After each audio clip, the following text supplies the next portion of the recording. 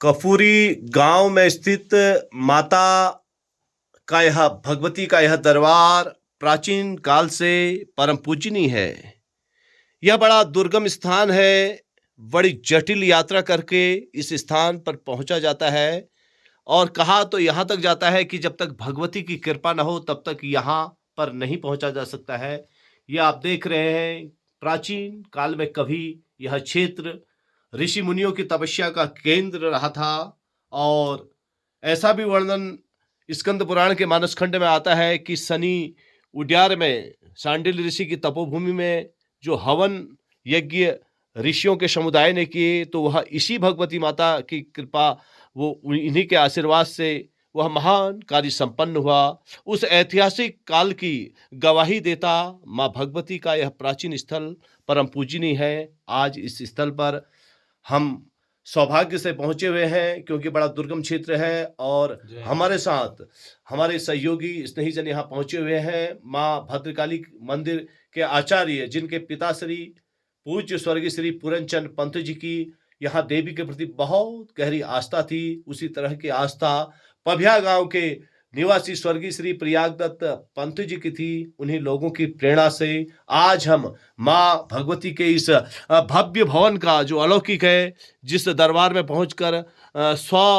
हजारों स्वर्ग की उपमाएं भी फीकी मालूम पड़ती हैं, हम ऐसे दिव्य स्थान पर पहुंचे हैं और पंत जी हमारे साथ हैं। पंत जी, आपका सबसे पहले बहुत बहुत स्वागत है और आपसे आज यह जानना चाहेंगे कि देवी के इस दरबार में पहुंच करके आपने कैसा महसूस किया और इससे पहले भी आपका कब कब यहाँ भगवती के दरबार में आगमन रहा है। जय माता, जय माँ भद्रकाली, जय माते, जय माँ दुर्गे। ये हम मान्यवर ग्राम कपूरी में माता का आप ये मंदिर देख रहे हैं। ये भव्य मंदिर, इस गुफा में, इस कफर के अंदर माँ विराजित हैं। ये अनादिकाल से यहाँ पर मंदिर हम देख रहे हैं। हम बचपन से यहाँ आते हुए देख रहे हैं इसको।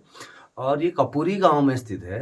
कपूरी गांव में, जैसे कि आपने अभी पहले बोला, हवनतोली में जब ऋषियों द्वारा नागों द्वारा यहाँ पर जब हवन किया गया था, तो बताया जाता है कि कपूरी गांव से ही हवन के लिए कपूर आया करता था। तो ये कपूरी गांव में स्थित माँ की कृपा से यहाँ पर उस समय कपूर का उत्पादन रहा होगा, बहुत पुरानी बात है। और इस माँ के यहाँ विराजित होने से पूरा क्षेत्र संपन्न है। हमारे करीब 100 लोगों का परिवार आज की दिन में भी कपूरी गांव में है और लोगों की यहाँ पर बड़ी आस्था है। और नवरात्रों में, दोनों नवरात्रों में इसमें बड़े धूमधाम से नवरात्रें मनाई जाती हैं और बड़ा पूरे क्षेत्र के लिए आस्था का केंद्र है। माँ की कृपा सभी भक्तजनों पर बनी रहे। बहुत सुंदर बात आपने कही। वास्तव में यह क्षेत्र बड़ा अद्वितीय लगता है और यह शक्ति ब्रह्मास्त्र विद्या की देवी के रूप में इस स्थान को महसूस किया जा सकता है, क्योंकि जिस तरह से माँ पीताम्बरी त्रिपिंडी के रूप में देश के विभिन्न भागों में विराजित है, वहीं ऐसा लगता है कि यह गुप्त क्षेत्र माँ भगवती का ब्रह्मास्त्र विद्या का क्षेत्र रहा होगा। तभी लोग यहाँ साधनाएं करने आते थे, ऋषि मुनियों ने साधना की, क्योंकि ब्रह्मास्त्र विद्या, वो ब्रह्मास्त्र की देवी के बिना कोई भी यज्ञ सफल नहीं होता है, संपन्न नहीं होता है। शायद उन्हीं के आशीर्वाद से, ऋषि मुनियों ने इन्हीं देवी के आशीर्वाद से अपने कार्य संपन्न किए होंगे, ऐसा यहाँ पर पहुँच के आभास प्रतीत होता है। आप देख सकते हैं त्रिपिंडी जो है माँ भगवती की त्रिपिंडी है और अनेक पिंडियों के रूप में माँ यहाँ विराजमान है। मैं आपको दिखा रहा हूँ, ये बड़ा दुर्लभ क्षेत्र है और बड़े सावधानी के साथ हमें यहाँ पर बैठना पड़ा है, लेकिन भगवती की कृपा है और उसकी कृपा की छत्र छाया में हम निर्भयता के साथ यहाँ पर बैठ करके इसी माता की आज्ञा से यहाँ पर यह दृश्य आपको दिखा रहे हैं। और एक मंदिर के जो आस्थावान भक्त जो हमें यहाँ पर लेके आए, राठौर जी हैं। राठौर जी, आपका पूरा शुभ नाम क्या हुआ? मेरा शुभ नाम महेश राठौर। महेश राठौर जी हैं, जो माँ भद्रकाली के चरणों में जिनकी बहुत गहरी आस्था है। और कल आप हमें भद्रकाली के मूल स्थान तक भी आप हमारे साथ थे और आज आपके ही प्रयासों, क्योंकि आपकी बड़ी इच्छा थी और आपकी इच्छा ने हमारी इच्छाओं को बल दिया। हमारे पूर्वजों का जो संकल्प था कि आप वहाँ जाके दर्शन करें, आज हमने दर्शन किए। तो गुरु जी, ये गांव के बारे में कुछ विशेषता, इस क्षेत्र के बारे में विशेषता के रूप में दो शब्द।